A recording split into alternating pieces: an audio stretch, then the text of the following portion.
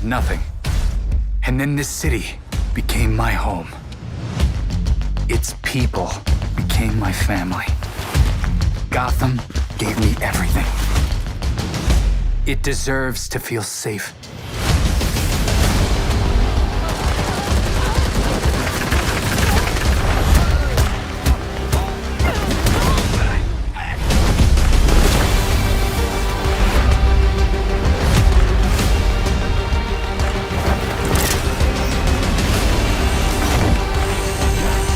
No matter how hard we try, there's always more to do.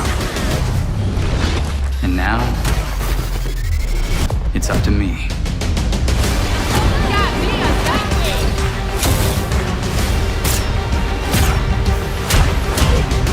Got time for a dance, Nightwing?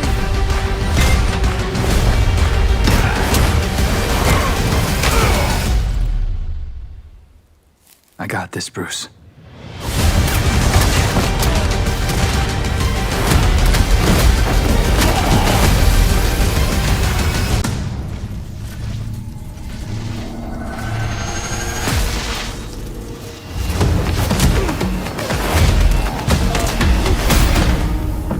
Gotham City likes to keep you guessing. It's hard to imagine a Robin without a Batman, but I guess it's up to me to figure that out. You've got this, Robin.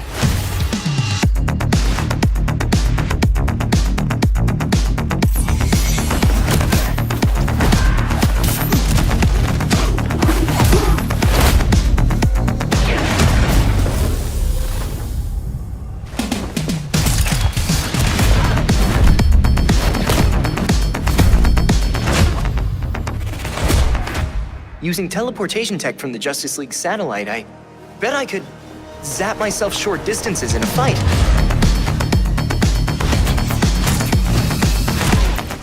Bruce always told me to believe in myself, that I had what it takes.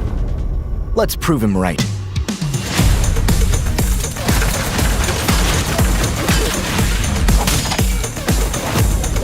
This is it. This is how Robin wins.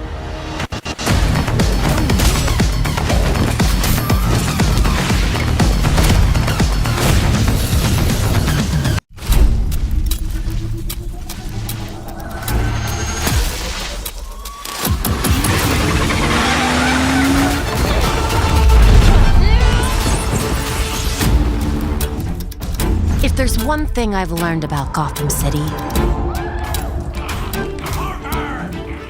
it's that people need symbols. Something to believe in.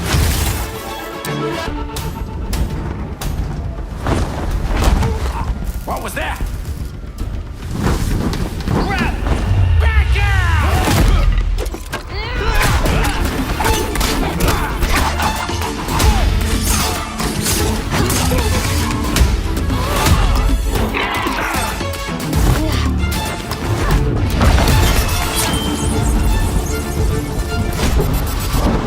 Protecting people runs in my veins.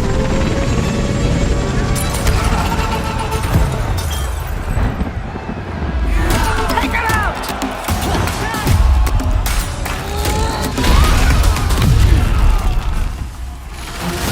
No matter what alias I go by. That's who I am. That's who I'll always be.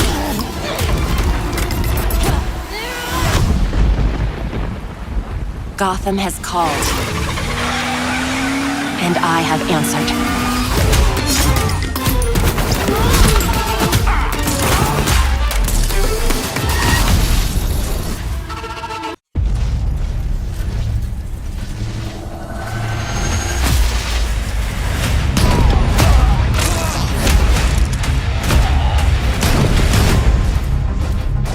Being dead, then brought back to life.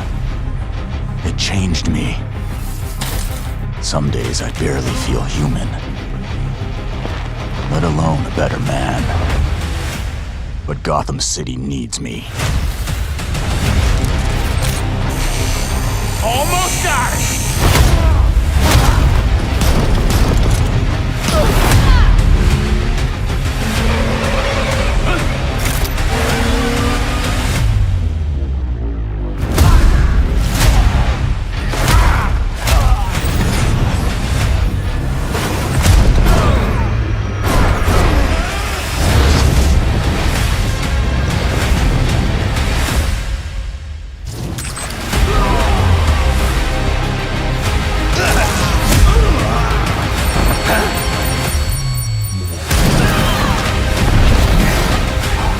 is what I trained for. Bruce gave me purpose.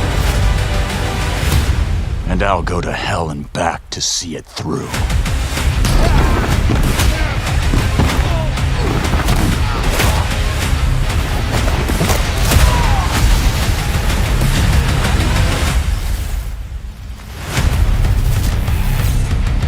Pre-order now and get the 233 custom Batcycle skin.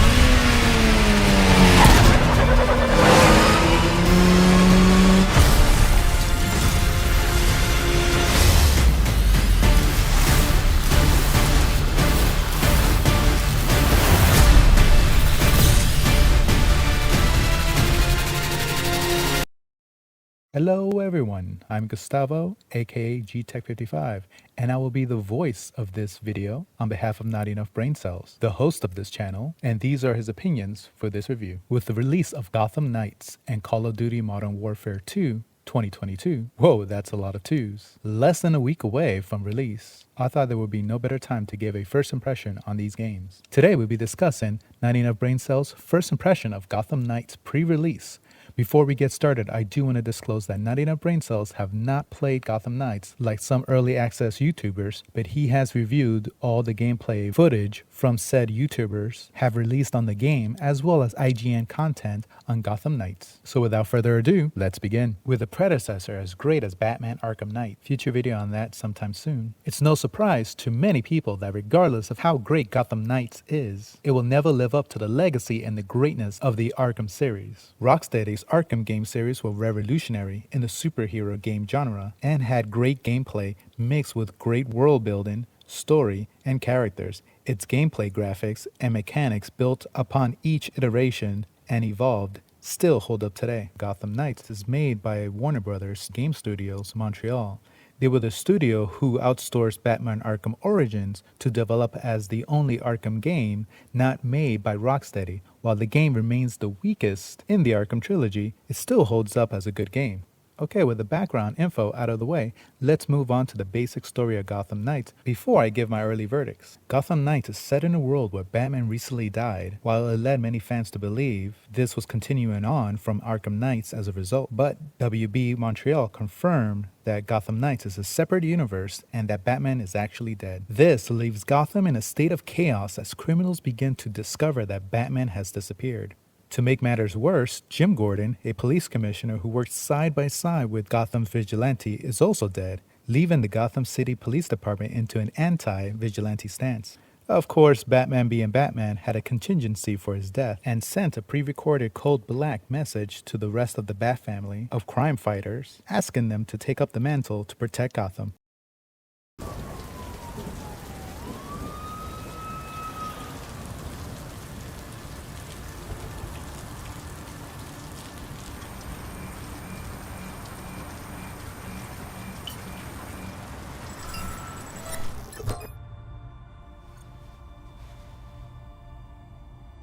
If you're watching this, I'm dead. This is a code black.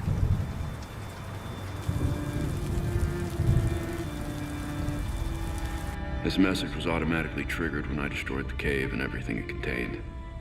We both know it won't take long for Gotham's criminals to realize the Batman is gone. And you can't count on the GCPD. Haven't trusted us since Jim died. Gotham will need its protectors more than ever. I'm leaving you the Belfry as base of operations.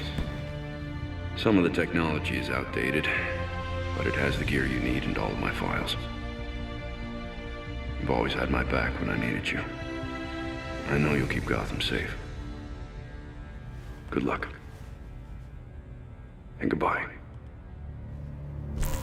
The game also features Harley Quinn, Mr. Freeze, Clayface, the Penguin, and the elusive Court of Owls, secret society cult of Gotham.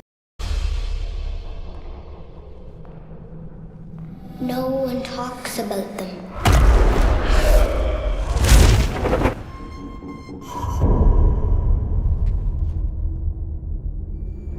Not a whisper word is said.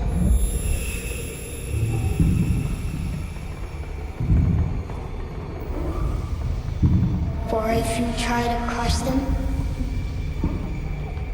then the town strikes you dead. And who better to fight them with the combined forces of Nightwing, Batgirl, Red Hood, and Tim Drake's Robin? Now, all this sounds great on paper and really a good concept for the game, so I'm excited to see the events of the game's story unfold. Okay, now on to my first impressions review of the game before playing. Gotham Knights looks visually great. It has a different aesthetic to Arkham Knight's Gotham, and the overall quality of the character models and scene looks on par with other titles released this year, so this is a plus. However, the game does have some controversy surrounding certain aspects, such as the Red Hood's Mystic Jump ability and Nightwing's Fortnite glider, named the Flying Trapeze. Using teleportation tech from the Justice League satellite, I bet I could zap myself short distances in a fight. Now, although I understand that WB Montreal wants to give each character their own unique abilities and a way to traverse through the cities of Gotham, I mean, come on, this is literally a Fortnite glider that doesn't fit the whole Batman vibe. Furthermore, I do not like the idea of mystical abilities. That's just breaking immersion. Duncan in a Lazarus pit does not grant you force jump. You don't see Ra's al Ghul hopping around all over the place like Yoda. Now, do you? So that's an obvious con. Next, let's talk about combat. WB Montreal wants to reinvent the high-praised Arkham series combat into something, and I quote, more balanced and fair, and that cannot be exploited. Now, I've seen the gameplay and I heard people's thoughts. Me, personally, I love the Arkham Knights gameplay. The fluid movement and combos, environmental takedowns, and various gadgets. While Gotham Knights have retained some of its stealth and knockout takedowns from the Arkham series, which I appreciate, they turned combat into a more RPG-style combat and various health bars that increase in correspondence to the increased player's power. I don't like this in games. This was used in games like Tom Clancy's The Division, which enemies were bullet sponges and soak up a whole magazine and a half before dying at times. It really breaks immersion, and I fear that as you level up, the enemies progressively level up in health as well. Fights will be immersion breaking as you have to hit the target an excessive amount to knock him out. That may not be the case, and I hope it's not that bad and that it remains believable and immersive. Next, let's talk about gadgets and abilities before I get into the big stuff. Gotham Knights is featuring a bat cycle. Hell yeah, but it's super slow. By that I mean that it gives off the illusion of being slow as the environment goes past you really slowly despite you covering all the distance. Compared to Arkham Knight's Batmobile that feels like a moped, and that's due to the factor described a second ago. I do, however, like that it goes invisible when not in use. The Knights all have special abilities that I think seem a bit over the top to me. With electrical damage and whatnot, this kind of makes the game look like Force Unleashed. A little bit, I think. I'll wait till I play it to write this one off. While on the topic, I do have to say that I think the shield ability on Robin in Arkham Knights is something I wish Gotham Knights Robin had, as well as a few tweaks to the throwables, so that Nightwing actually threw one of his Eskrima sticks instead and had the electrical taser ability of Arkham Knights. Okay, so minor character returns, and fans of the animated series and other Batman media are going to be happy to learn that Detective Montoya is in Gotham Knights as a GCPD officer aiding the Knights in their fight against crime. I think you're a freak and a menace, and those are your good points. But the commish says you serve a purpose, so I go along. I appreciate your honesty. Alfred is also in the game. I'm coming only to hold you under. Sidekick. Inadequate.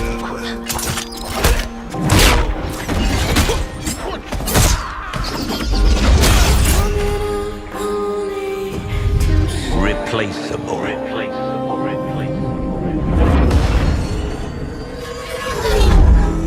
Stubborn.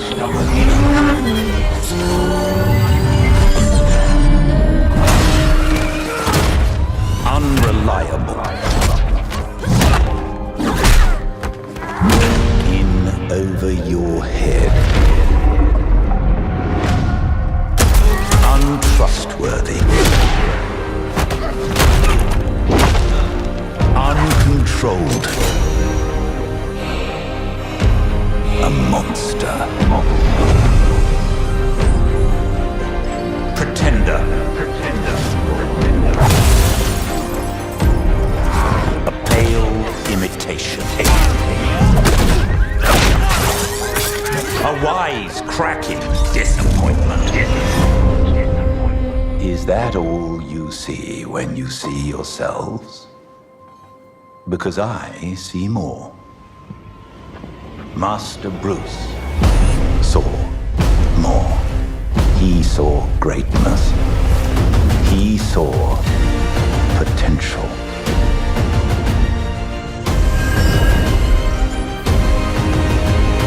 He saw the future of Gotham.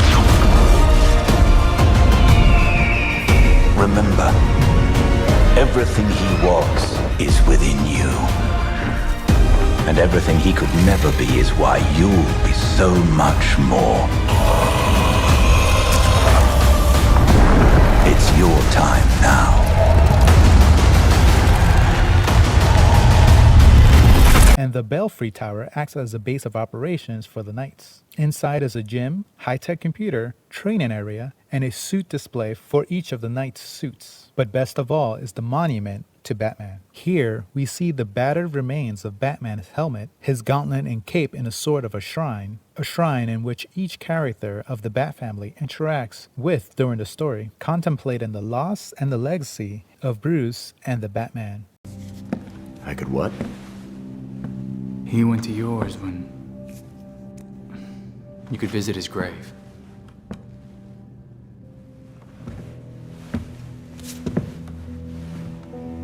You haven't. I'm not the one staring at the, you know. Awesome, right? Furthermore, you could play as any of the 4 knights at any point in the story, and each cutscene has 4 renders, one for each character, skins included. Just like in the movies.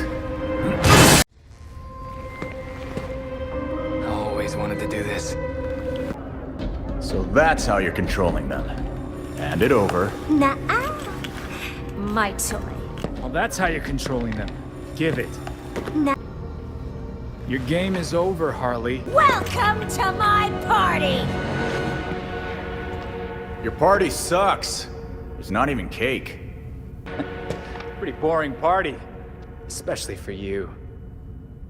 Characters in the cutscenes also have a unique and sometimes funny dialogue unique to that night, and certain cutscenes will show characters' interaction with each other. The best of these probably being Dick Grayson and Barbara Gordon, who had previously been together sometime in the past and are working together again as Knights. I know everything about you, Dick Grayson. You cried when I broke up with you. And you check out your own ass in the mirror every chance you get. But mostly I know that you keep not looking at that suit.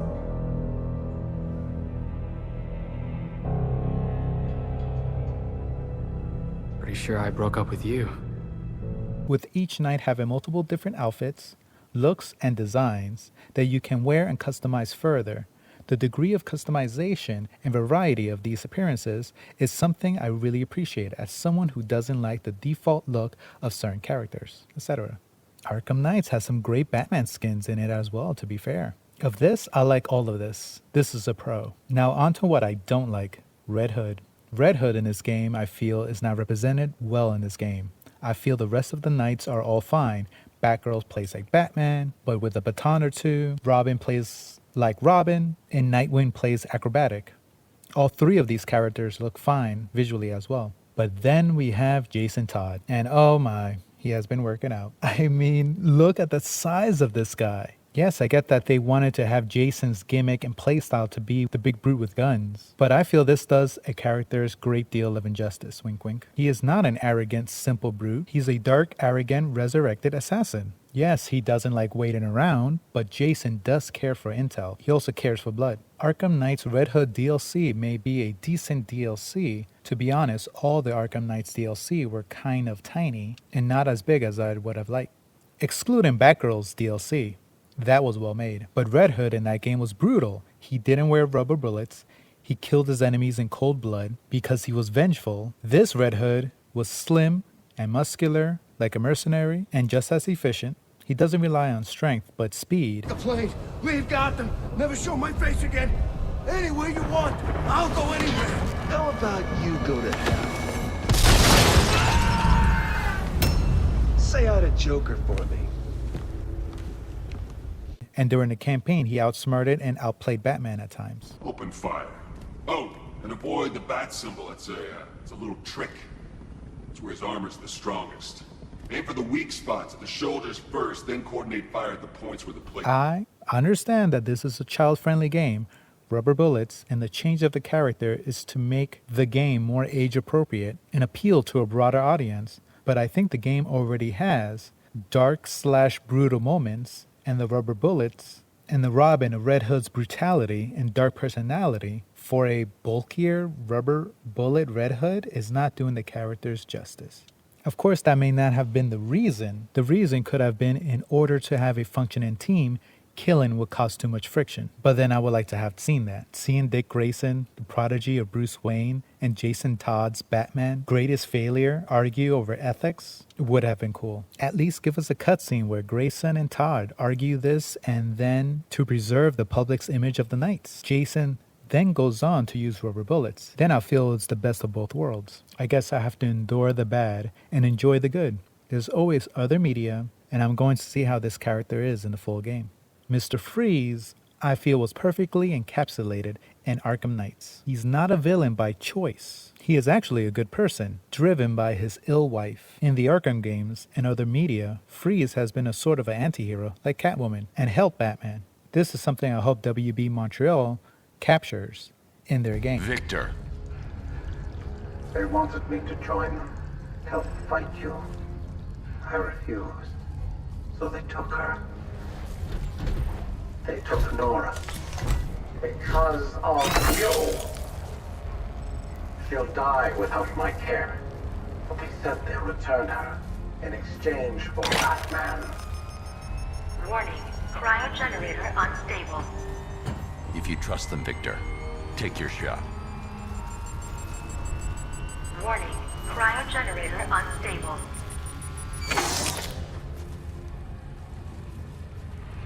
Find her, Batman. Please. I will. Get the ship under control. An acceptable alternate Freeze is the one in which Nora dies, resulting in great pain, and Freeze takes out his anger on Gotham. Sadly, we don't have Catwoman in this game that I know of, so you won't see how she deals with Batman's death, or see her help the Knights. Poison Ivy in the Arkham games I feel was done perfectly, especially in Arkham Knights, but I don't think we'll see her in Gotham Knights either. We will, however, be seeing a Harley Quinn. Now, Harley Quinn and Joker had many iterations. The best Harley for me was the animated series and the Arkham Knight's Harley, where she deals with the death of Joker. Henry! That's enough from you! Well, look who's too late to save the day. How's it going, Batbrain? It's been a while. Harley Quinn. So you do remember me. That's weird. Because that stupid Batbrain loser is copying my voice somehow. Ignore what I'm saying. Why can't he just leave us alone? I don't know how he's doing it. He's copying me, and I don't like it. In Arkham Knight, she is funny, and I feel like the voice actor captured Harley Quinn to a T. The Gotham Knights version seems more serious and less humorous. I don't like this Harley much, but her drawing work was a nice touch, with drawings of her 3 hyenas and whatnot.